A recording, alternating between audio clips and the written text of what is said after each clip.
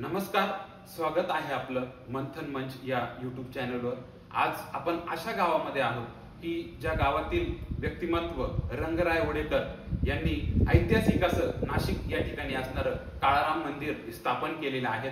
आणि या गावातील जे व्यक्तिमत्व आपण भेटीला आलेले आहेत ते सन्माननीय पोलीस पाटील गजानन गोपीनाथ घोर यांच्या भेटीसाठी आपण इथे आलेलो आहोत। नमस्कार पाटील साहेब, स्वागत आहे आपलं या मंथन मंच यूट्यूब चॅनलवर। साहेबांना गेल्या 20 ते 25 वर्षापेक्षा जास्त अनुभव, प्रदीर्घ असा अनुभव पोलीस पाटील या पदाचं कामकाज पाहताना आहेत। पोलीस पाटील संघटनेचे विविध पद त्यांनी भूषवलेले आहेत। एक उच्च विद्याविभूषित आणि प्रगतीशील शेतकरी असं हे व्यक्तिमत्व की यांच्या अनुभवातून आपल्याला अनेक गोष्टीचा उलगडा आज आपण या ठिकाणी करणार आहोत। मी इंटरव्ह्यूला प्रत्यक्ष सुरुवात करण्यापूर्वी आपणास सांगू इच्छितो की या मंथन मंच या यूट्यूबच्या चॅनलच्या माध्यमातून समाजातील जे काही तरुण वर्ग आहे यांना आम्ही उद्योजकीय संस्कार देण्याचं काम करतो। समाजामध्ये असणारे वेगवेगळ्या क्षेत्रातील कृषी, व्यापार, शिक्षण क्षेत्र असेल या सर्व क्षेत्रांमधील जे एक्सपर्ट लोक आहेत यांचे आम्ही असलेल्या अनुभवाचं ओपिनियन घेत असतो आणि त्यातून समाजाला दिशा देण्याचं काम या चॅनलच्या माध्यमातून गेल्या 1 वर्षापासून चालू आहे। आणि त्याचबरोबर मराठी उद्योजक उभे राहण्यासाठी जे नामांकित कंपन्यांचे उद्योजक आहेत ज्यांनी गेल्या 10-20 वर्षापासून स्वतः इंडस्ट्रीमध्ये काम करून एक स्वतःचा ब्रँड बनवलेला आहे, अशा लोकांची देखील आम्ही या माध्यमातून मुलाखती घेत असतो। आणि आज योग आलाय आणि त्याचं औचित्य आहे की आपण आपली आत्ताच पोलीस पाटील जिल्हा पातळीवर आपली उपाध्यक्ष म्हणून निवड झालेली आहे। याचं औचित्य साधून कुठेतरी मला वाटलं की ज्या गावामध्ये आपण राहतो त्या गावचं व्यक्तिमत्व या पातळीवर जातं, याचा गावचा एक नागरिक म्हणून आम्हाला सार्थ अभिमान आहे। आणि मी आपलं समस्त ग्रामस्थांच्या वतीनं, माझ्या वतीनं आपले खूप हार्दिक अभिनंदन करतो आणि आपल्याला पुढील कार्यासाठी शुभेच्छा देतो। धन्यवाद, आभारी आहोत। इंटरव्ह्यूची सुरुवात करण्यापूर्वी आम्हाला ऐकायला आवडेल की आपण एक उच्च विद्या विभूषित व्यक्तिमत्व आहात, कायद्याचे जाणते व्यक्तिमत्व आहात। त्यावेळेस नोकरीच्या चांगल्या संधी देखील आपल्याला कदाचित आलेल्या असतील, परंतु अचानक या पोलीस पाटील या पदाकडे आपण कसे आलात, आपली वाटचाल कशी झाली याबद्दल आपण आमच्या प्रेक्षकांना जरा सांगा। खऱ्या अर्थाने हे सांगायचं ठरलं तर आपल्या सर्वांना आश्चर्य वाटेल। मी तसा BCom, MPM, LLB आणि मी 90 साली ग्रॅज्युएट झालो। त्यानंतर मी 91 साली LLB ची डिग्री घेऊन सनद घेऊन सुद्धा एक ठरलं का आपण एक उच्च वकिलीचा व्यवसाय करू, पण वडील निरीक्षक असल्या कारणाने त्यांनी मला त्या विषयाला विरोध केला। मग आपण करायचं काय म्हणून मी थोडं व्यवसायाकडे वळालो। परंतु त्यानंतर एक पोलीस पाटील पदाची आपल्या नाशिक जिल्ह्यात ओढा गावची जागा निघाली आणि त्या दृष्टीने मी सहज प्रयत्न केले की आपण एक पोलीस पाटील होऊन बघू। त्याचं मूळ उद्दिष्ट असं का आपण लोकांना न्याय द्यायला वकिली क्षेत्रात जाण्यापेक्षा आता खऱ्या न्यायाचं क्षेत्र एक पाटील म्हणून हे पद पूर्वजात शिवाजी महाराजांच्या काळापासून चालत आलेलं पद म्हणून मी एक पाटीलकी क्षेत्राकडे वळालो। आपल्याला नाही तिथं न्याय देता आला, पण इथं तर एक सामाजिक बिगर पैशाचा आणि समाज उपयोगी कार्य करता येईल म्हणून मी पाटीलकडे खऱ्या अर्थाने वळालो। आपणास बघतोय मी गेल्या काही दिवसापासून, आता आपण सत्कार समारंभ आठवण नुकतेच आपण या ठिकाणी आलेला आहोत। मी बघतोय गेल्या काही दिवसांपासून हे आपल्याला जेव्हापासून या पदावर आपली नियुक्ती झालेली असेल, गावकरी असो किंवा पंचकृषीतून असो, आपले सत्कार होत आहे, आपलं अभिनंदन होत आहे। यामुळे आपल्या भावना काय आहेत आणि जबाबदारी निश्चित वाढली असं आपल्याला वाटतंय का?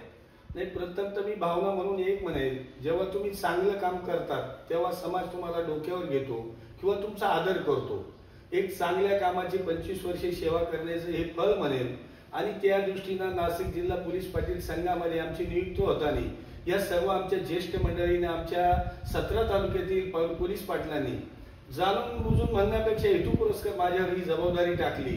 त्या जबाबदारी टाकण्यामागचं कारण असं का आमच्या जिल्ह्यामध्ये 1600 पोलीस पाटील असताना या पोलीस पाटलावर कदाचित कुठे अन्याय झाला, कुठे काय अडचण आली तर ह्या दृष्टीनं आपल्याला सक्षम नेतृत्व असावं म्हणून मला या जिल्ह्यातील सगळ्या पोलीस पाटलांनी या पदासाठी खऱ्या अर्थाने नियुक्त केलं। पण नियुक्त करताना नुसतं पदाला नियुक्त होणं साजेसं नसून आपल्याला समाजाला ज्ञान देण्याची, आपल्या मित्रमंडळीला, आपल्या पोलीस पाटलांना सहकार्य करण्याची भावना आणि आस्था, आपुलकी असावं लागते.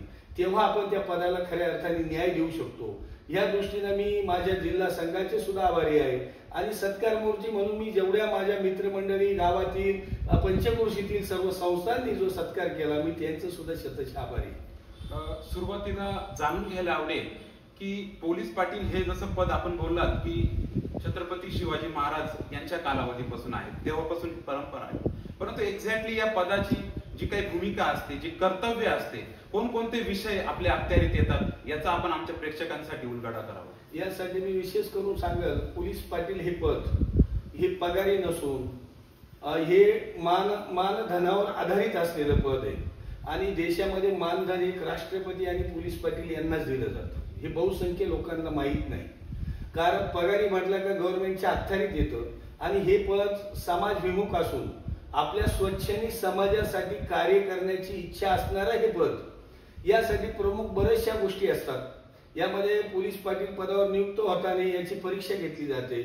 त्यामध्ये लेखी असते, तोंडी असते आणि याची परीक्षा प्रांत लेवलला SDO या पदाच्या विभागीय अधिकाऱ्यांथ्रू याची परीक्षा घेतली जाते आणि त्यामध्ये कार्य निश्चित केलं जातं. पोलीस पाटील पदाची नियुक्ती केल्यानंतर त्याच्या काही जबाबदाऱ्या आखल्या जातात. त्यांनी त्या गावावर पोलीस पाटील झाल्यानंतर आपल्या गावासाठी प्रथम काय करायचं, या गावातील सुरक्षितता कशी सुंदर राहील, या गावामध्ये अघटित घडणाऱ्या घटना, अपघातीत घडणाऱ्या घटना, शेती असो, अन्यथा कौटुंबिक वाद असो, आपसातील वाद असो, यामध्ये सौख्य साधून ह्या दोन्ही कुटुंबाचं सौख्य साधून त्यांना जागेवर न्याय देणं हे प्रथम पाटलाचं कर्तव्य असतं आणि त्या दृष्टीनं पोलीस खात्याचा एक 75% लोड कमी होत असतो. याचं कारण पोलीस पाटील हा गावचा महत्वाचा दुवा असतो. तो राजकीय हेतून प्रेरित नसतो. त्यामुळे गावातील सर्वसामान्याला न्याय देणं हे पाटलाचं प्रथम कर्तव्य असतं. अजून एक असं विचारायला आवडेल या ठिकाणी की हे काम करत असताना म्हणजे खऱ्या अर्थानं मी आपल्याला अजून एक विचारू इच्छितो की वेगवेगळ्या प्रकारच्या समस्या आहेत की ज्यांना आपल्याला फेस करावं लागतं. काही व्यक्तिगत कामं असतील, ते सोडून अचानक फोन आला की वेळी अवेळी आपल्याला जावं लागतं. तर हे जे काही अडचणीचा विषय तयार होत असतो, काही वेळेस घरच्यांच्या रोषाला देखील सामोरे जावं लागतं. शेतीचे कामं असतील, काही उद्योग असेल, व्यापार असेल, याच्याकडे निश्चितच दुर्लक्ष होत असेल. मग अशा वेळेस ही परिस्थिती आपण कशा पद्धतीने हाताळतात? हो, एकदम प्रश्न फार महत्वाचा आहे. याचं कारण पोलीस पाटील पद हे मानाचं जेवढंच जबाबदारीच.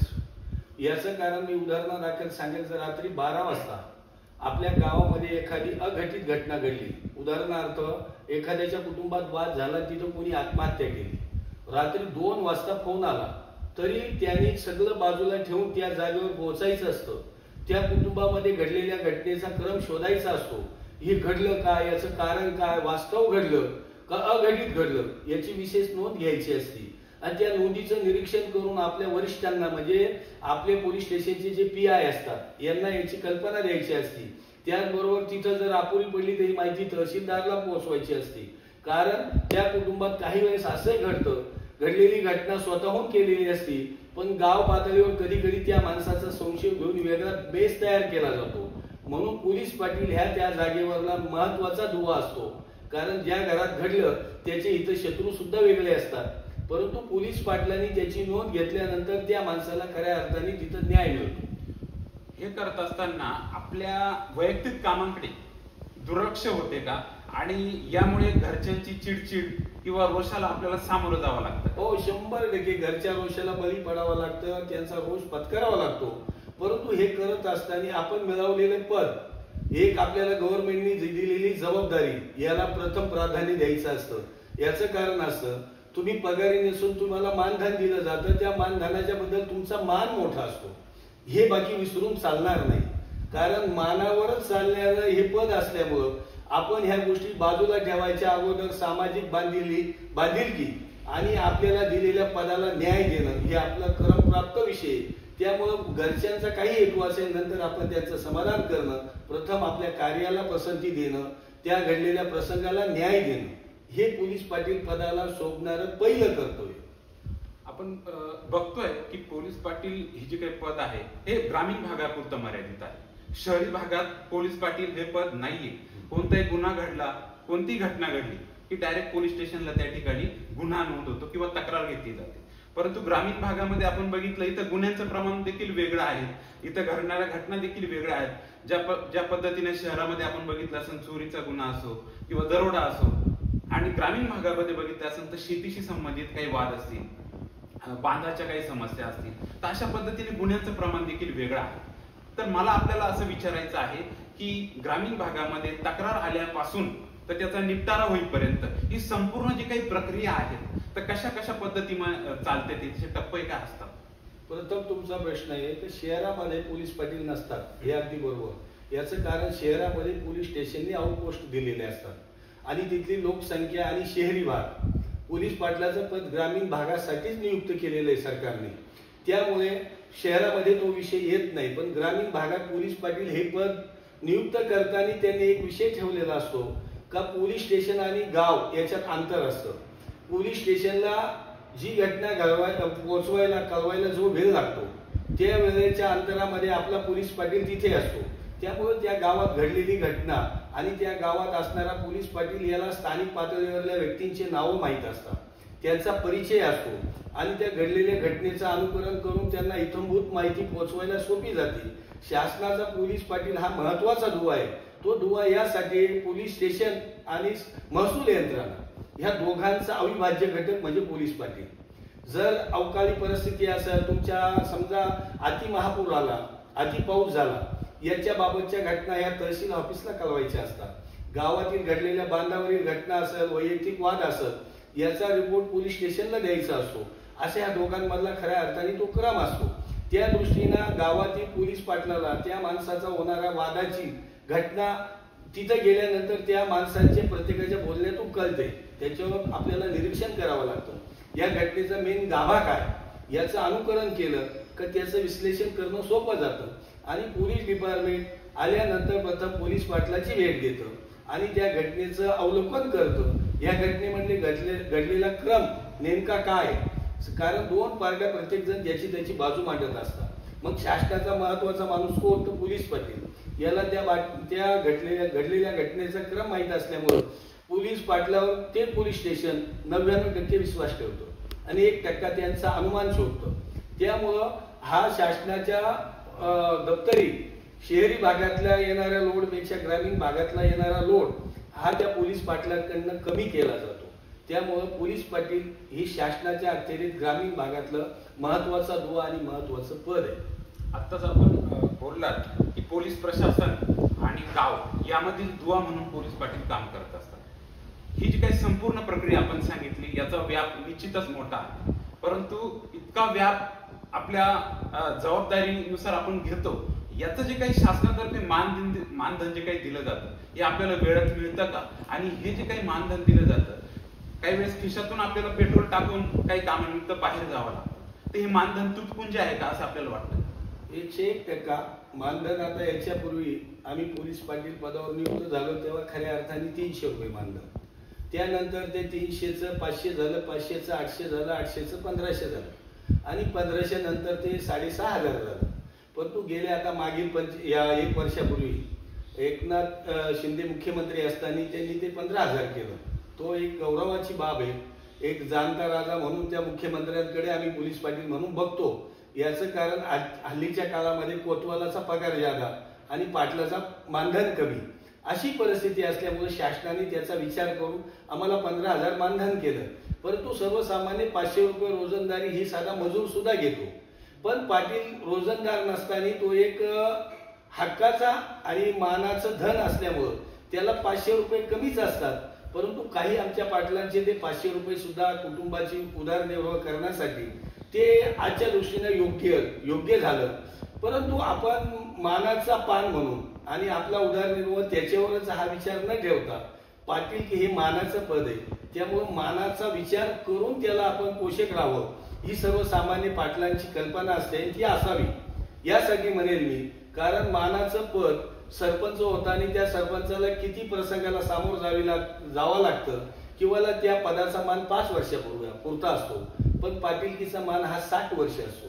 त्यामुळे त्या गोष्टीकडे लक्ष न देता आज खऱ्या अर्थाने ते कमीच आहे, परंतु त्यामध्ये समाधान मानून आपल्याला जनतेची सेवा करणं आहे, जनतेला न्याय देणं आहे, हे आपल्यासाठी क्रमप्राप्त असल्यामुळं आपण त्याच्याकडे कमी बघून आपण काही वेळेस आपल्या स्वतःचा खर्च करून पोलीस स्टेशनला काही कामासाठी जायचं असेल तर एका वेळेस 500 रुपये खर्च येतो.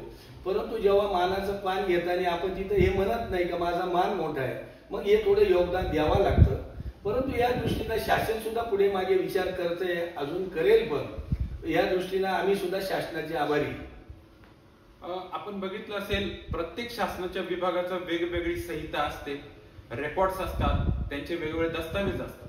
तसंच आपण हे काम करत असताना काही वेगवेगळ्या प्रकारचे नमुने असतील, काही अहवाल असतील, आपल्याला तयार करावे लागतात का आणि तसे रेकॉर्ड आपल्याला मेंटेन करावं लागतं? हो, 100% शासनाने याच्यासाठी आम्हाला दप्तर नोंदवलेलं दप्तर आम्हाला सोपवलेलं असतं, ते आम्हाला स्वतः घ्यावं लागतं. त्यासाठी दररोजच्या घडणाऱ्या क्रमाची, गावात घडणाऱ्या घटनेचा उल्लेख आपल्या दप्तरी नोंद ठेवावा लागतो. अघटित अपघाती घटना असेल, कोणाची तंटी असेल, आणि याचा रिपोर्ट आम्हाला महिन्याकाठी आमच्या पोलीस स्टेशनला तो हजर करावा लागतो आणि आपल्या माहितीसाठी तो आपल्याजवळ ठेवावा लागतो आणि त्याच्या एका प्रती आपल्याला पोलीस स्टेशनला सादर करावं लागतं. आणि ते आपल्यासाठी आणि शासनासाठी सुद्धा महत्वाचं असतं. याचं कारण 5 वर्षापूर्वी घडलेली घटना कोणाच्या आठवणीतच असेल असं नाही, पण या दप्तराचा फायदा असा होतो, कधी काली आपण एखादी घडलेली घटना, एखादा दरोडा, त्याचा उलगडा जर 2 वर्षांनी झाला तर त्यावेळेस आपल्याला कोणत्या तारखेला घडला, केव्हा घडला, आणि शासन दप्तरी त्याच्या नोंदीसाठी सुद्धा तो आपल्याला क्रमप्राप्त असतो. बरोबर आहे. आपण आत्ताच उल्लेख केला की आपलं काम हे महसूल खात्याअंतर्गत चालतंय. आपली नियुक्ती जी आहे ती प्रांत अधिकारी करतात, तहसीलदार करतात. परंतु आपल्या बोलण्यातून असं लक्षात येत आहे की आपली नियुक्ती जरी महसूल खात्याच्या अंतर्गत होत असली, परंतु आपण प्रत्यक्षपणे गृह खात्याअंतर्गत असणारं पोलीस स्टेशनचं किंवा पोलीस प्रशासनाचं हे संपूर्ण काम करत आहात असे लक्षात येत आहे. तर हा जो काही विरोधाभास आहे की नियुक्ती महसूल प्रशासनाकडे दिली जाते, काम मात्र गृह खात्याचं केलं जाते, याबद्दल आपलं काय मत आहे? हो, एकदम सुंदर प्रश्न आहे आपला. याचं कारण असं, पूर्वजात कायद्यामध्ये केलेली ही प्रणाली, पोलीस पाटील यांच्यासाठी सुद्धा एक कायदे प्रणाली आणि ती कायदे प्रणाली पूर्वजात आखून दिली. त्यामुळे आता नवीन धोरणामध्ये त्याचा बदल काही आतापर्यंत शक्य झाला नाही. परंतु आमची नेमणूक करतं महसूल खातं आणि काम करावं लागतं गृह खातं. पण आम्हाला मानधन देतं हे गृह खातं. गृह खात्याकडनंच आम्हाला मानधन येतं, त्याचं आमचं बिल येणारं मानधनाचं बिल गृह खातंच आम्हाला पेड करतं. पण ही दुहेरी प्रणाली शासनाने त्यावेळेस वापरलेली, त्यामुळे आता आम्ही त्याबाबत विश्लेषण जरी केलं तर हे शासन दरबारी त्याचा बदल होणं थोडं या काळात अवघड आहे. परंतु दोघांचं एक सुसूत्रीकरण असतं, कारण आमचा पाटील दरबार घ्यायचा असेल, आम्हाला काही प्रशिक्षण द्यायचं असेल तर हे महसूल देतं आणि त्याबरोबर पोलीस खातं सुद्धा त्याला संलग्न असतं. मग महसुली कायदा आणि पोलीस पाटील कायदा या दोघांचा एकाग्र विचार करून आम्हाला मार्गदर्शन केलं जातं. त्यामुळे आम्हाला तशी अडचण वाटत नाही. परंतु कदाचित कधी कधी अडचण वाढली तर आमचं गृह खातं हे रिपोर्ट महसूलला पाठवतं. एखाद्या पाटलावर झालेला अन्याय आहे, मग तो शोधायला महसूलकडे जातो. त्या वेळेस बाकी पोलीस पाटलांची अडचण डबल होते, कारण पोलीस स्टेशन हा रिपोर्ट पाठवतं आणि तपास महसूल करतं. महसूलची यंत्रणा त्या पोलीस आपल्या महसूल विभागाची, सजा विभागाचे, गट विकास आपले मंडल अधिकारी यांच्याकडे पाठवतो. मग तो आमचा तपास करतात. ती बाकी आम्हाला अडचण जाणवते, कारण त्यावेळेस त्या अधिकाऱ्याला काहीच माहीत नसतं आणि रिपोर्ट पोलीस स्टेशन मागवतो. त्यामुळे त्याच्यात सुधारणा होणं काळाची गरज आहे असं आम्हाला वाटतं. पोलीस यंत्रणा आणि न्याय व्यवस्था असेल, तपास यंत्रणा असेल, यांना सक्षम करण्यासाठी किंवा यांना कार्यक्षम करण्यासाठी आपला जो काही प्रदीर्घ असा अनुभव आहे, या गेल्या 25 वर्षाच्या अनुभवामध्ये नागरिकांकडून आपण कोणकोणत्या सहकार्याची अपेक्षा या निमित्ताने करतायत? नागरिकांनी कुठे कुठे आपल्या सहकार्य केलं पाहिजे असं आपल्याला वाटतं? नाही, आमची अपेक्षा नागरिकांनी सहकार्य करावं हे 100%. परंतु कधी काळी असा अनुभव येतो, नागरिकांची बुद्धी क्षमता किती आहे आणि घडलेली घटनेचा क्रम काय आहे त्यावर जेव्हा आपण शोधतो तर कधी कधी समजदार माणसं सुद्धा अनपडपणा करतात. काय वेळेस त्याची चूक असताना तो सुद्धा पोलीस पाटलाकडे बोट करतो, इथं माझा दोष नाही, हा तुमचा दोष आहे. जेव्हा पोलीस स्टेशन दप्तरी गुन्हा जातो त्यावेळेस याची गोपनीय माहिती आम्हाला द्यावा लागते. परंतु त्यावेळेस एखादा नागरिक सुद्धा असं म्हणतो का नाही मी तसा नव्हतो पण तुम्ही असं आमचा रिपोर्ट दिला, मग आम्ही यंत्रणेच्या बाबतीत बांधिलकी असतो. त्यावेळेस खरा आरोपी कोण ही पोलिसांना बातमी देणारा हा पोलीस पाटील असतो. मग त्यावेळेस बाकी द्विधा स्थिती होती, कधी कधी त्याच्या रोषाला सामोरे जावं लागतं. मग तो रोष पत्करताना कधी आमच्याबद्दलचं त्याचं अविचारी भाषा सुद्धा निघते, तेव्हा बाकी आम्हाला ही अडचण होती. यासाठी शासन दरबारी अजून ठोस भूमिका नाही. जेव्हा पाटलावर अन्याय होतो त्यासाठी काहीतरी तरतूद अशी केली पाहिजे का त्या तरतुदीचा त्या पाटलावर अन्याय नाही झाला पाहिजे आणि शासकीय सर्वसामान्य यंत्रणेला ते गाभा शोधता त्या पाटलाला फेस करायला त्रास होतो. जवळच आपल्या ज्या गावाच्या अखत्यारीत आपलं कामकाज चालतं, इथे एक मोठी नामांकित अशी शैक्षणिक संस्था आहे. या संस्थेमध्ये राज्यातून वेगवेगळ्या शहरांमधून मुलं आणि मुली या ठिकाणी येत असतात, आपल्या गावामध्ये वास्तव्य करत असतात. आपण बघितलं असेल, परीक्षेचा ताण असेल, व्यसनाधीनता असेल, बेरोजगारी असेल, अशी विविध प्रचंड समस्या या तरुणाईला आता सध्या भेडसावत आहे. तर या गुन्हे आणि यातूनच गुन्हा घडतो, आत्महत्या घडते, असे देखील प्रकार या ठिकाणी घडतात. म्हणून या सर्व प्रकाराला आळा घालण्यासाठी गाव पातळीवर अथवा शैक्षणिक संस्था असतील या पातळीवर काय उपाययोजना केल्या गेल्या पाहिजेत. मुद्दा क्रमांक 1. प्रश्न क्रमांक 2 असा आहे की जे विद्यार्थी बाहेर गावातनं आपल्या गावात राहतायत यांच्यासाठी आपण काही नियमावली तयार केली आहेत का? हो, प्रश्न सुंदर आहे. आता साधारणतः माझं ओढा गाव म्हणून बघितलं तर बाजूला आपल्या श्री मातोश्री एज्युकेशन सोसायटी मोठी संस्था आहे आणि या संस्थेमध्ये हजारो मुलं शिकायला आहेत आणि त्यामध्ये ओढ्यामध्ये साधारणतः 1000-2000 मुलं आजही शिकतात. ते शिकत असताना आनंद होतो का बाहेरचे मुलं आपल्या गावात रहिवास करून त्यांची परिस्थिती अनुकूल असून ते शिक्षणाचा लाभ घेतात. परंतु कदाचित असंही जाणवतं ह्या मुलांपैकी सर्वांचं नाव आपल्याला ज्ञात नसतं आणि या मुलांमध्ये कोणाची कदाचित काही वादविवाद विवाद झाले आणि ते गावाच्या पातळीवर आले तर ती अडचण येते. परंतु मी एक पाटील म्हणून मी असं एक समजतो का त्यामध्ये आपल्याला सुद्धा एक बांधिलकी वाढवावी लागते का आपल्या गावात किती मुलं राहतात आणि ते मुलं मुली किती राहतात आणि ते कोणाकडे राहतात. तर मी त्या दृष्टीने एक माझा एक सोयीस्करपणे याची चाणक्य बुद्धीचा वापर म्हणून असं म्हणेल की मी आपल्या गावात असलेल्या जे मुलं राहतात त्या ज्या वास्तव्याला ज्याच्याकडे राहतात मी साधारणतः माझ्या विचारांनी प्रत्येकाला एक सूचना केली. आपल्याकडे असलेले मुलं त्यांचं आपण एक आलेख ठेवणं, त्यांचं नावाचा गोषवारा ठेवणं किंवा त्यांची यादी ठेवणं आणि त्या यादीतून मला एक फायदा होतो. कदाचित ज्याच्याकडे जी घटना घडली तर त्याचं नाव कळतं आणि ज्या मुली राहतात त्यांचं नाव कळतं आणि मग काही घटना घडली तर आपल्याला त्या नावाने त्यांच्यापर्यंत पोहोचता येतं. परंतु काही ठिकाणी काहींचा तो न ठेवलेल्या माहिती अभावी त्याचा तपास घेणे अवघड होतो. म्हणून यासाठी गावातील नागरिकांची मदत आणि आपलं कर्तव्य या दोघांची सांगड घालावं लागते. दुसरी गोष्ट, आपण एक सुज्ञ आणि जाणते सुशिक्षित पाटील असल्यामुळे आपण कधी कदाचित एखादा मेळावा असेल, त्या स्कूलला असेल, त्या कॉलेजला असेल, त्यामध्ये आपण त्यांना या सूचना केल्या जातात का आपण बाहेरगावी राहत असताना मुलांमध्ये कसं राहावं, आपलं अवलोकन कसं असावं, आपण शिकण्यासाठी आलो म्हणून काय पथ्य पाळावं, आली अडचण तर आपण कोणाला भेटावं. यासाठी आपल्या गाव पातळीवर आपला एक मोबाईल नंबर सुद्धा दिलेला असतो. त्यामुळे त्या मुलांना येणारी अडचण ते मोबाईलवर आपल्याला कळवतात. त्याची येणारी काही अडचण असेल तर त्याला आपण मदत करतो. त्यामुळे त्या मुलांना गावात कोणती अडचण भासवत नाही आणि भासत नाही. यासाठी हा आपला चाणक्यपणा असावा लागेल. आपली जबाबदारीच नाही असं नाकारून चालणार नाही. आपलेच मुलं समजून आपण त्यांच्याकडे बघितलं पाहिजे, त्यांना मदत केली पाहिजे. कदाचित गावातला एखादी व्यक्ती त्याला त्रास देत असेल, त्या व्यक्तीला आपण विचारून बोलून त्याला त्याचं कारण विचारलं पाहिजे. तू त्रास का देतो याचं सुद्धा निरीक्षण केलं पाहिजे आणि हा जाणून बुजून त्रास देत असेल तर याच्यावर कायदेशीर कारवाई आपण करत असतो. याला संलग्न असा दुसरा प्रश्न आहे की जो आपल्या अनुभवावर मला विचारायचा आहे की आपण बघत असाल लोकसंख्येचा स्फोट झालेला आहे, बेरोजगारीची प्रचंड अशी समस्या निर्माण झालेली आहे. अशा या भीषण परिस्थितीमध्ये जे विद्यार्थी आहेत त्यांनी रोजगाराकडे लक्ष दिलं पाहिजे की नोकरीकडे लक्ष दिलं पाहिजे. कारण आपण बघितलं असेल शेतमालाला भाव राहिलेला नाहीये, व्यापारामध्ये प्रचंड अशी स्पर्धा आहे आणि अशा या कालावधीमध्ये तरुण युवकांनी नोकरी शोधावी का व्यापार शोधावा किंवा काय करावं यासाठी आपण काय सांगाल? एकदम सुंदर प्रश्न आहे तुमचा.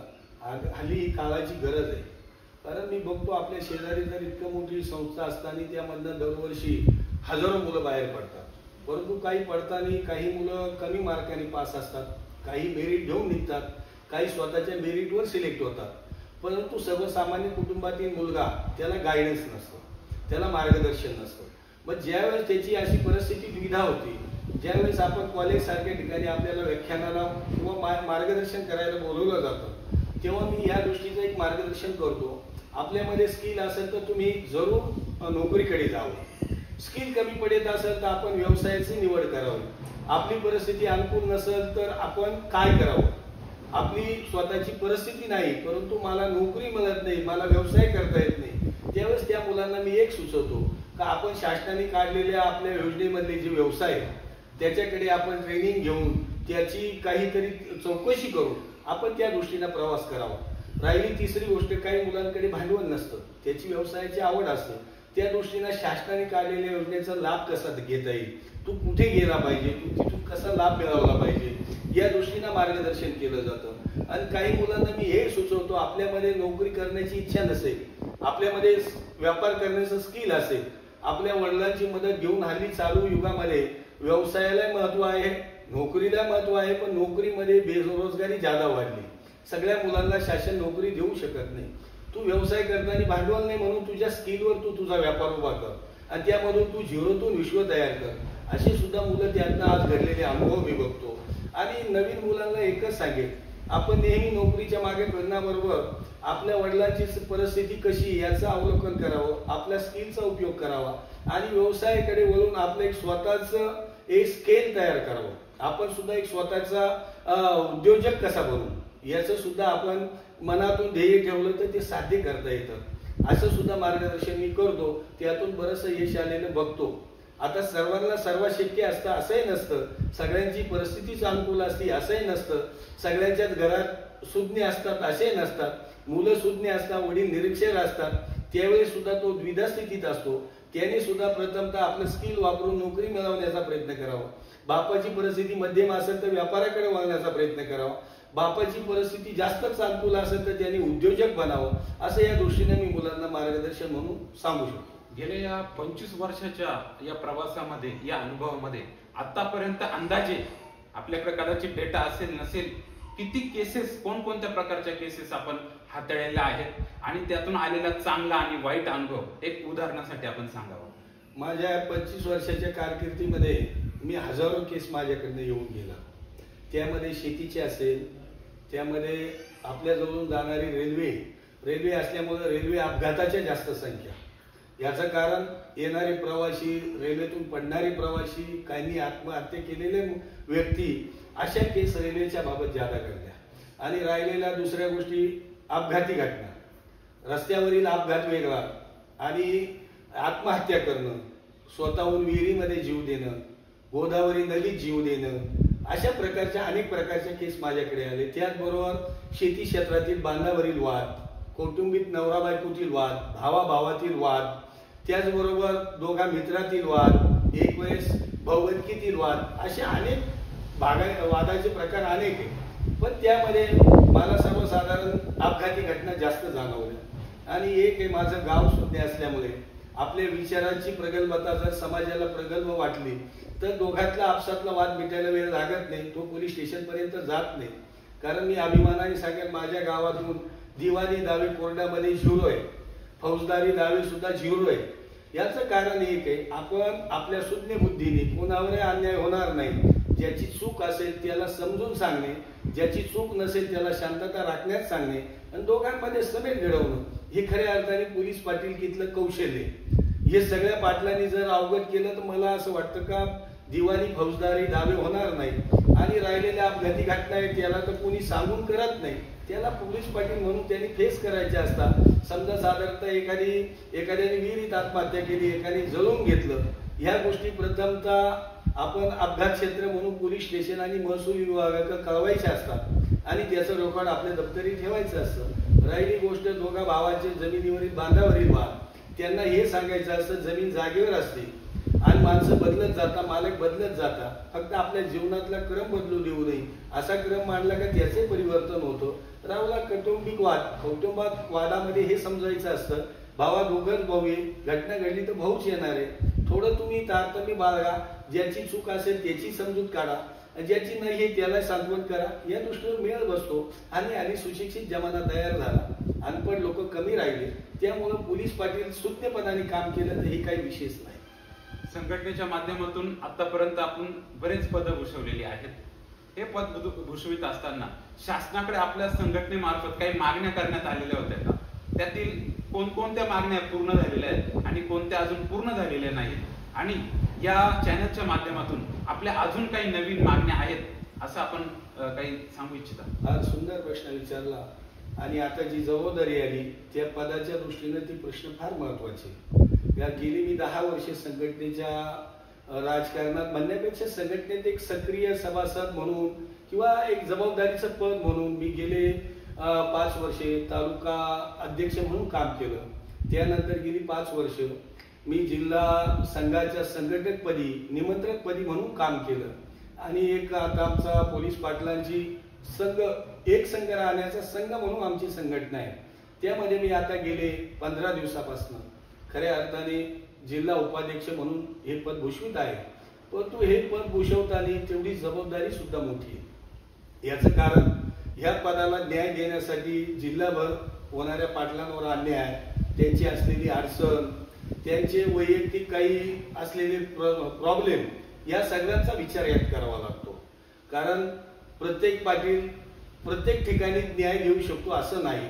कारण प्रत्येकाची कुवत, विचाराची क्षमता, पोलीस पाटील पद जरी जनरल असलं काही वेळेस प्रत्येक माणूस सुज्ञच असतो असं नाही, काही शिकावं लागतं. आम्ही सुद्धा इथपर्यंत येताना शिकतच आलो आणि त्यामुळे आम्ही त्याला आज इथपर्यंत पोहोचलो.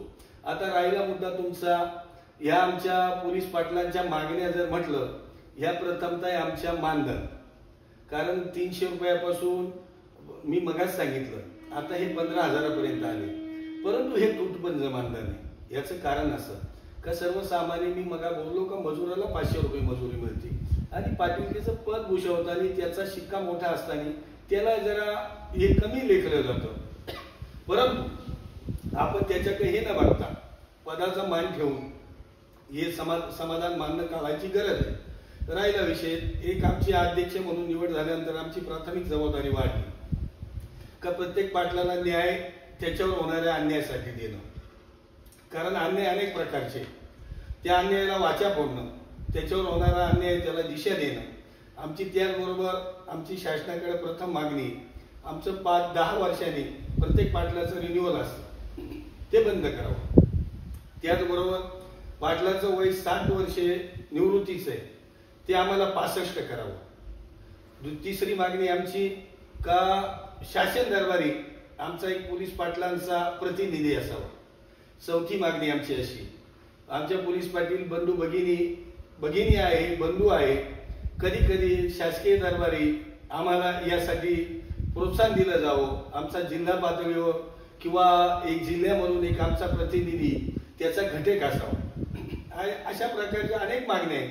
परंतु शासन दरबारी या सगळ्याच मागण्या पूर्ण होत नसतात. पण मागणी केल्याशिवाय, जसं मुलगा रडल्याशिवाय आई दूध पाजत नाही, तसं आम्ही मागणी केली. आता आमच्या प्रमुख मागणीचं प्राधान्य आमचं पाटलांचं वय 65 करावं. आमचा मानधन या दृष्टीने आमचं निराकरण करताना आम्हाला प्रवास भत्ता मिळावा. तो आतापर्यंत आम्हाला प्रवास भत्ता मिळत नव्हता, पण गेल्या 2022 पासून तो मान्य केलेला आहे. त्यामध्ये तो भत्ता प्रत्येकाला वेळेवर मिळावा. मानधन कधी कधी आमचं 3-3 महिने होत नाही, ते महिन्याला रेग्युलर मिळावं. आणि दुसरी गोष्ट, पोलीस पाटलाला प्रत्येक पोलीस स्टेशनतून गावातून एक सन्मानाची वागणूक मिळावं. अशा प्रकारच्या आमच्या मागण्या आहेत आणि त्या शासन दरबारी लवकरच मंजूर होतील अशी आम्हाला आशा आहे. आताच आपण बोललात की प्रोत्साहन दिलं गेलं पाहिजे, उचित सन्मान दिला गेला पाहिजे. माझ्या ऐकण्यात आहेत की आदर्श सरपंच म्हणून पुरस्कार शासन देत आहे, तसं पेरे पाटलांना दिला गेला होता. त्याच धर्तीवर आदर्श पोलीस पाटील हा पुरस्कार शासन देतं किंवा नाही? बरोबर, हा प्रश्न सुंदर आहे. काही दिवसापासून आमची ती मागणी होती, परंतु गेल्या ह्या 5 वर्षामध्ये त्या गोष्टीला शासनाने प्रोत्साहन दिलं. आता आम्हाला आदर्श पोलीस पाटील म्हणून पुरस्कार राज्यपालाच्या हस्ते दिला जातो, परंतु त्यासाठी बऱ्याच अटी आहेत. त्या पाटलाचं मागे असलेलं वर्तणूक, त्याचं काम, त्यांनी नवीन केलेलं काय आणि त्यांनी ठेवलेला लेखाजोखा याची सगळं परीक्षण केलं जातं. म्हणून पोलीस पाटलाला हे पूर्ण आपलं केलेल्या कामाचं लेखन करणं कामाची गरज आहे. आता समजा आपण एखादा खून झाला, त्या खुनाच्या बाबतीत तुम्ही पोलीस स्टेशनला किती तत्पर किती मदत केली. मी माझ्या एक उदाहरण माहिती म्हणून सांगेन. गेल्या 4 वर्षापूर्वी माझ्या गावात अशीच अज्ञात एक व्यक्ती तिची मयत म्हणण्यापेक्षा खून करून माझ्या गावात आणून टाकली आणि त्याच्यानंतर आम्ही त्याचा तपास पोलीस पाटलांना पोलीस स्टेशनला कळवलं. त्यानंतर त्या खुनाची दिशा अशी होती, वयस्कर व्यक्ती होती पण हातपाय बांधलेले होते, पाण्यामध्ये आणून टाकलेलं होतं. ती व्यक्ती पालथ्या परिस्थितीत होती आणि मग त्यामध्ये पोलिसांना सुद्धा तिथपर्यंत पोहोचता येईना. मग नंतर मी हट्ट धरला, हे वाहून आलेली व्यक्ती नाही, ह्या व्यक्तीचा खूनच झालेला असावा. मग त्यानंतर आमचे पोलीस आयुक्त साहेब आले, सगळे विभागाचे आले. मग त्यांनी ती पाण्यातून ती व्यक्ती वयस्कर असल्यामुळं पाहिलं का पावसाळ्याचे दिवस होते, गोदावरीला पूर आला असेल, त्या पुरामध्ये ही व्यक्ती भिकाऱ्याच्या स्वरूपात असेल, ही वाहून आली असेल. पण माझ्या म्हणण्याला पोलीस डिपार्टमेंटने वाव दिला आणि ती व्यक्ती बाहेर काढली तर त्याचे हातपाय बांधलेले होते, तोंडाला पट्टी लावलेली होती आणि मग आम्ही तपासाची चक्र फिरवले. पण त्याचा नातेवाईक कोणी मिळून येईना, त्याचा तपासाला दिशा मिळाला. परंतु आम्ही ती आमच्या ग्रुपवर टाकली आणि संध्याकाळी 5 पर्यंत गोपनीय बातमी आम्हाला ती कळाली आणि मला स्वतःला त्याचा फोन आला की आमच्या गावातली व्यक्ती, आमचं नाव सांगू नका. मग या दृष्टीनं पोलीस खात्याला त्याची माहिती दिली. 12 तासाच्या आत खुनाचा उलगडा झाला आणि त्या खुनाच्या उलगड्यापोटी मला पोलीस आयुक्तांनी एक प्रशस्ती पत्र देऊन गौरवलं. असं प्रत्येक पाटलांनी केलं तर त्याच्या कार्याचा नेहमीच गौरव होत असतो. याच्यासाठी बारीक लक्ष असावं सुद्धा लागतं. पाटील की जबाबदारी सांभाळताना आपण सुद्धा कुटुंबाबरोबरच ही जबाबदारी वाढवायची असते. या दृष्टीनं असा कार्याचा उल्लेख शासन दरबारी केला जातो आणि त्याला आपल्या कामाचा उल्लेख बघून आपल्याला महाराष्ट्र शासन राज्यपाल पुरस्कार सुद्धा दिला जातो. सामाजिक प्रश्न सोडवत असताना काही वेळा मध्यस्थीची भूमिका करावी लागते. काही अपघात प्रकरण असतील, काही वाद असतील, तर अशा वेळेस गर्दी असते. या गर्दीमध्ये गर्दीला शांत करणं ही प्रमुख जबाबदारी असते. कुठेतरी विद्रोह होण्याची शक्यता असते, जो काय आहे त्यातून मोठा वाद तयार होण्याची शक्यता, वाद हाताबाहेर जाण्याची परिस्थिती असते.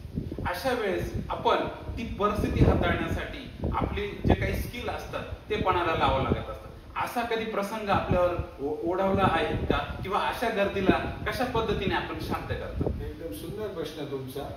शक्यतो ह्या घटना जेव्हा अपघात घडतो, रस्ता अपघात असेल, एखादी अपघाती घटना असेल, आत्महत्या असेल, तेव्हा हा जास्त प्रसंग जाणवतो. याचं कारण अपघात घडलेली व्यक्ती जर गावातली असेल तर गावातली मोहल्ल्यातले लोक जमा होतात. मग त्या गाडीवर, त्या गाडी मालकावर, त्या गाडी ड्रायव्हरवर हल्ला होण्याची शक्यता असते. त्यावेळेस आपण संयमाने भूमिका घ्यायची असते, समोरच्याचं ऐकून घ्यायचं किंवा त्यावेळेस आपण मध्यस्थी करून सांगायचं असतं की दादा हा घडलेला अपघात आहे, ती त्याची चूक असेल, चूक नसेल आपण नंतर बघू, पण आता आपण चुकीचं पाऊल उचलायचं नाही. कारण त्यावेळेस ते लोक आपल्या ओळखीचे असतात. त्यावेळेस त्यांना हे समजून सांगितलं, त्यांना थांबवायचं आणि घडलेल्या प्रसंगामध्ये अपघाताची व्यक्ती प्रथम दवाखान्यात न्यायची, नंतर त्या गाडीचा तपास आपण करायचा. ह्या माणसांना शांत करून त्या दोघांना त्याच्यामधनं कसा न्याय देता येईल हे प्रथम प्राधान्य देऊन पोलीस विभागातला याच्यातली कोणाची चूक आहे मग पोलीस खाते ते शोधतो. त्या दृष्टीनं आल्यावर प्रथम आपण शांततेने हा निवाडा करायचा असतो. आपण तिथं अग्रेसिव्ह व्हायचं नसतं. आपण अग्रेसिव्ह झालं तर त्याची दिशा बदलते. हा प्रसंग असतो. दुसरी गोष्ट, एखाद्या कुटुंबातील एखाद्या सुनाने जळून घेतलं, विहिरीत जीव दिला, त्यावेळेस समोरची व्यक्ती अग्रेसिव्ह असते. त्या येणाऱ्या व्यक्तीला सुद्धा त्याचा राग समजून घेऊन आपण घडलेल्या घटनेच्या बाबतीत ह्या माणसांना प्रथम आपण बाजूला करायचं असतं.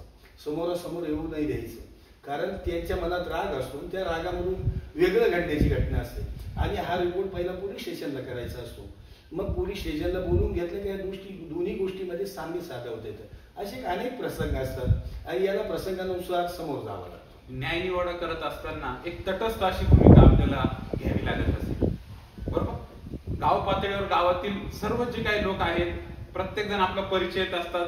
अशा वेळेस दोन्ही पार्टी जे आहेत आपले परिचित असल्यामुळे न्याय करत असताना कुठेतरी एक त्रयस्थ व्यक्ती म्हणून आपल्याला तो वाद सोडवायचा असतो आणि असं करत असताना दोघातून एक नाराज होणार असतो. त्याच्या रोषाला आपल्याला सामोरं जाण्याची वेळ असते. अशा वेळेस आपली भूमिका काय असते आणि ही जी काही परिस्थिती उद्भवते ही आपण कशी हाताळतो? एकदम सुंदर प्रश्न. हाच प्रश्न जास्त करून पोलीस पाटलांना भेडसावतो. यासाठी प्रथम मी एक सल्ला देईल माझ्या पोलीस पाटील बंधूंना किंवा जनरल. पोलीस पाटील हे पदच असं आहे, ते राजकीय नाही. कारण प्रत्येक गावात प्रत्येक पक्षाचे लोक असतात. त्यासाठी पोलीस पाटलांनी प्रथम हे जपायचं, मी कोणत्याच पक्षाचा नाही आणि मी कोणत्याही माणसाची वैयक्तिक बाजू घेणार नाही. कारण ज्यावेळेस गावात इलेक्शन असतात त्यावेळेस दोन गट तयार होतात आणि त्यावेळेस पोलीस पाटलांनी जर एखाद्याची बाजू घेण्याची भूमिका घेतली तर पोलीस पाटील त्याच बाजूचा आहे म्हणून बघितलं जातं. म्हणून यासाठी पोलीस पाटलांनी प्रथमतः मी कोणत्या पक्षाचा नाही, मी कोणत्या राजकीय पक्षाचा नाही, गावातही दोन पक्षाचा मी नाही, मी पूर्ण गावाचा आहे. म्हणून त्यांनी प्रथमतः ही जबाबदारी स्वीकारायची. ही स्वीकारल्यावर असा प्रसंग ओढवत नाही का जेणेकरून त्या गावातली व्यक्ती त्या पाटलाचं ऐकत नाही. पण जर आपण चूक केली, राजकारणामध्ये इंटरनल सहभाग घेतला आणि तो सहभाग जनतेच्या लक्षात आला का त्या पोलीस पाटलाकडे बघायचं दृष्टिकोन बदलतो, मग तो पाटील त्यामध्ये डॅमेज होतो, ते फेस करायला वेळ जातो.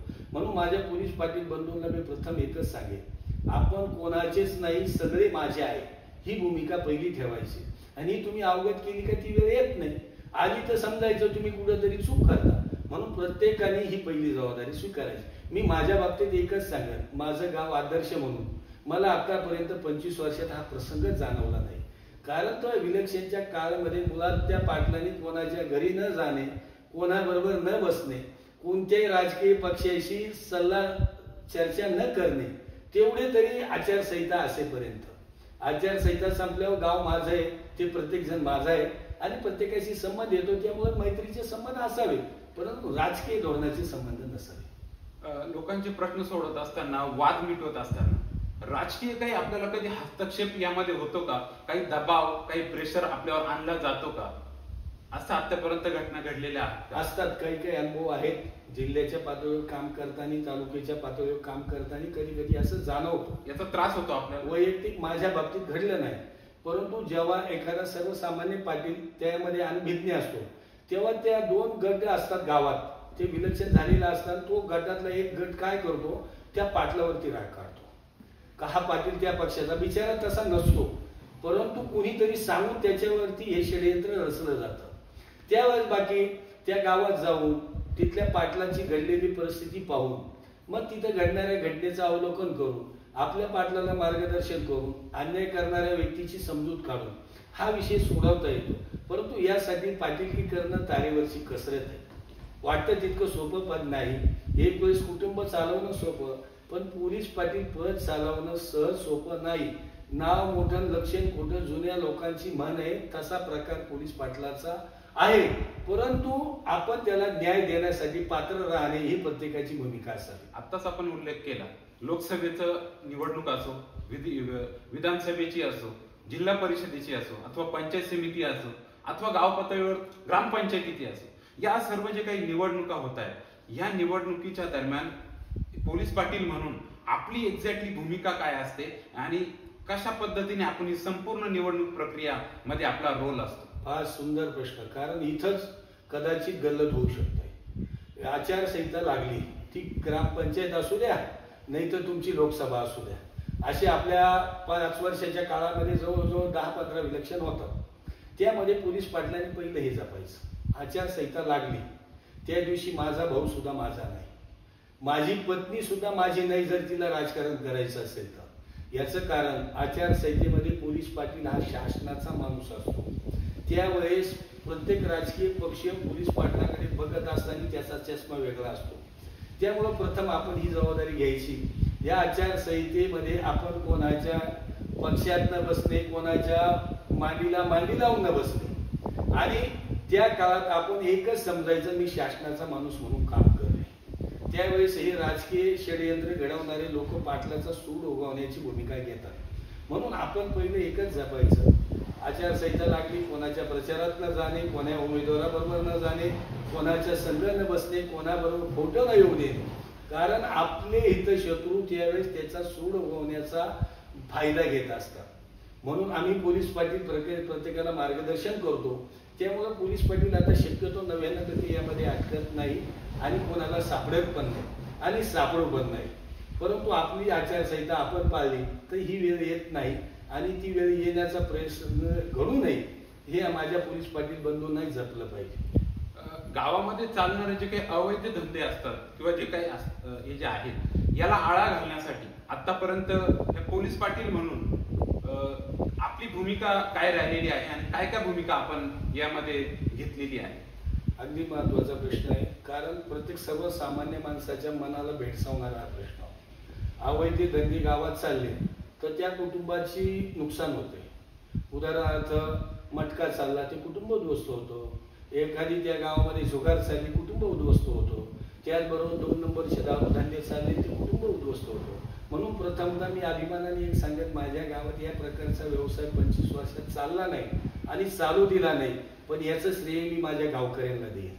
याचं कारण माझ्या गावचे नागरिक सुज्ञ, त्यांनी जर असं घडणार असेल कुठं पाहिलं असेल तर वेळी सुचवलं म्हणून ते मला सोपं झालं आणि त्यांनी मला सहकार्य केलं म्हणून सोपं झालं. काही ठिकाणी काही गावामध्ये ह्या गोष्टी अज्ञातपणे चालतात, त्यासाठी त्या पोलीस पाटलांनी प्रथमतः एक जपायचं, चालणाऱ्या गुन्ह्याची पहिली आपल्या पोलीस स्टेशनला नोंद देणे आणि त्यामध्ये कोणाचं नाव हे गोपनीय ठेवणं, त्याला कोण मदत करतं हे गोपनीय ठेवणं. त्यात जर नाव उल्लेख झाला तर ती लोक त्या पाटलाचा बदला घेण्याची भूमिका घेतात. ती वेळ येऊ नये म्हणून गोपनीय हा रिपोर्ट पहिल्या पोलीस स्टेशनला कळवणं, आपण त्या जबाबदारीतून मुक्त होतो. त्यामुळे त्या पोलीस पाटलाला हा त्रास भेडसावत नाही. परंतु काही गावात असंही घडतं, राजकीय पक्ष बलाढ्य असतात, पोलीस पाटील सर्वसामान्य असतो, त्यावेळेस त्यांचं पाठबळ त्यांना लाभलं तर पाटलाची नाचक्की होती. परंतु आपल्या वरिष्ठांना लेखी रिपोर्ट करून मोकळं होणे म्हणजे आपण त्या परिस्थितीतून आपण निभावलं जातो. त्यामुळं माझ्या जीवनामध्ये हा घडला नाही प्रसंग, पण माझ्या पोलीस पाटील बंधूंना या काही गोष्टीला सामोरी जावं लागतं. चुकीचे लोक मग त्यांच्या पाठीमागे लागून त्यांना अडकवण्याचा प्रयत्न करतात, परंतु आमच्यासारखे पोलीस पाटील त्यांच्या मागे असल्यामुळे ह्या गोष्टी सहज सोप्या आम्हाला निभावण्यात येतात. खऱ्या अर्थानं हा संपूर्ण नाशिक जिल्हा हा एक द्राक्ष उत्पादक म्हणून आपण बघितला जातोय. आपल्या गावामध्ये देखील द्राक्षाचे बरेच बागा या ठिकाणी बघायला मिळतात. आपण स्वतः द्राक्ष उत्पादक आहात, परंतु गेल्या काही दिवसांमध्ये बघितलंय की शेतकऱ्यांचे बागाचे जे काही पैसा आहे हा व्यापारी घेऊन पोबारा करतो. अशा परिस्थितीमध्ये या गोष्टीला आळा घालण्यासाठी आपण काही उपाययोजना केलेली आहे? यासाठी कसं जर ठोक ठरवलं तर उपाययोजना शासन दरबारीच नाही. परंतु यामध्ये शेतकरी म्हणून मी एक सांगतो का आपण द्राक्ष बाग देत असताना तो एक मार्केट कमिटी मधला व्यापारी असावा, त्याची तिथे नोंद असावी आणि आपण पट्टीवरती हा सौदा करावा, त्याची उल्लेख ती मार्केट कमिटीला त्याची पट्टी असली पाहिजे. अन्यथा काही वेळेस आम्ही शेतकरी भोळे असतो, 2 रुपये व्यापाऱ्यांनी लालच दिली का आम्ही त्या 2 रुपयाच्या मागे जाऊन त्याला द्राक्ष बाग देतो. तो प्रथमतः सांगतो मी तुम्हाला रोख पैसे देतो, परंतु द्राक्ष बाग चालू झाला का तो 2 दिवसाचे 4 दिवस करतो, द्राक्ष बाग खुडून देतो आणि त्याचे पैसे त्याला वायदा न देता तो निघून जातो. आणि मग त्यावेळेस तो शेतकरी जेव्हा आपल्याकडे सल्ला घ्यायला येतो त्यावेळेस पहिली चूक असते का त्यांनी पट्टीवाल्या शेतकऱ्याला द्राक्ष बाग दिला नसतो. मग आम्ही जेव्हा पोलीस स्टेशनला जातो तर त्याची कागदपत्री नोंद नसते, तेव्हा पोलीस स्टेशन सुद्धा हतबल होतं. मग अशी चूक शेतकऱ्यांनी, एक शेतकरी म्हणून सांगतो मी, एक जबाबदारी आडते असतो त्याला एक कमिशन घेणारा, एक तर त्याच्या थ्रू द्यावा, अन्यथा मार्केट कमिटी थ्रू द्यावा. अन्य अशा घटना खूप हल्लीच्या काळात खूप घडतात. परंतु काही शेतकरी सुज्ञ झाले, 2 रुपये कमी मिळावं पण पैसे हमीचे असावं, अशा गोष्टी बऱ्याच वेळा सामोरी जावं लागतात. पण त्याला आपला शेतकरी, मी शेतकरी या नात्याने सांगतो, थोड्या बोलतापाला बळी पडतो आणि तो नुकसानीला पात्र होतो. धन्यवाद. आपण आपल्या अतिव्यस्त या दिनचर्येमधून आमच्या चॅनलसाठी हा इंटरव्ह्यू दिलात आणि खूप सुंदर अशी माहिती आपण आमच्या सर्व प्रेक्षकांसाठी दिली, याबद्दल मी आपलं मनापासून आभार मानतो. मी प्रथमतः तुमच्या मंथन चॅनलला एक शुभेच्छा देतो. तुम्हाला ही संकल्पना सुचली, एक साधारण सर्वसामान्य कुटुंबातील पोलीस पाटील एक जिल्ह्याचं पद भूषवत असताना या जिल्ह्याला आपल्या चॅनलच्या माध्यमातून दिलेल्या इंटरव्ह्यूचा लाभ माझ्या पोलीस पाटलांना मिळो आणि तुमच्या चॅनलला नेहमी मी शुभेच्छा देतो. आपल्या चॅनलची वृद्धी ओढव आणि तुमच्या ज्ञानात अशीच भर पडो. विशेष करून मी उल्लेख करतो, ज्यांनी ही आपली इंटरव्ह्यू घेतली ती माझ्याच गावचे एक तरुण तडफदार इंजिनियर असलेले व्यक्तिमत्व, लासुरे परिवारात गरीब कुटुंबात जन्मलेले, परंतु महाराष्ट्र शासनाने त्यांना आज संविधान व्याख्याते म्हणून महाराष्ट्र शासनाने नियुक्त केलेली ही एक त्यांना जबाबदारी आणि त्या दृष्टीने सुचलेली कल्पना लासुरे परिवार, मी खऱ्या अर्थाने तुम्हाला शुभेच्छा देतो. असंच कार्य करत राहा आणि तुम्ही विनामूल्य ही सेवा करून समाजाला अखंड आपल्या ज्ञानाची ही गंगा अशीच वाहत ठेव अशी मी शुभेच्छा देतो. आणि एक माझ्या गावचा एक तरुण तडफदार म्हणून पुढील कार्यास शुभेच्छा व्यक्त करून थांबतो. रामकृष्ण आहे. धन्यवाद.